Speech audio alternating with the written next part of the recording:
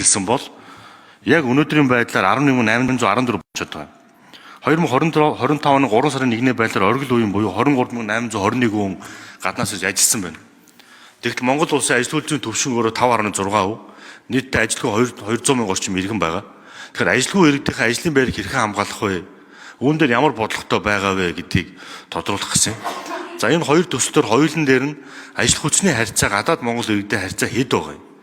Инженер техникийн ажилтны харьцаа хэд байгаа юм? Удирдлагын багийн түвшний харилцаа хэд байгаа юм? Цалингийн ялгаа хэд байгаа юм гэдгийг бүр яг нарийн детальтайгаар мэдмээр байна. Яагаад ингэ асуугаад байна вэ гэхээр энэ хоёр чинь магадгүй тодорхой хугацаанд ашиглалтанд орно. Ашиглалтанд орохоор үргэлжлүүлээд аваа явах Монгол мэргэжилтнүүд бэлтгэж байгаа юу? Ажил хүчгүй болоо зогсчих вэ гэдэг нэг юм бас айдас ирмэлзэл байна. Тэгэхээр энэ дээр нэг тодорхой хариулт өгөөч. За нөгөө талдаа дахиад 3 дахь асуулт нь сангийн сайдаас байна. Энэ хоёр төслийн анхны төсөвт хүртэг өнөөдрийн байдлаар хэдэн хувиар өсөн нэмэгдсэн байна? Анхны Т100-ээс шүү. За ингээд анхны төсөлт хүртэг болсон ажил хүчний талаар одоо хүн ам нийгмийн хамгааллын яам хариулах уу?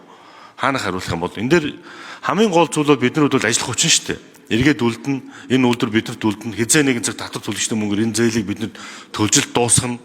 Чи ирээдүйд олох орлогоос бол бид нэр урчиг зээл авч байгаа хэлбэр шүү дээ. Тэгэхээр эргээд үйлдвэрүүд ашиглалтанд ороход хичнээн хүн ажлын байраар хангагдаад хичнээн инженер яг одоогийн байдлаар бэлтгэж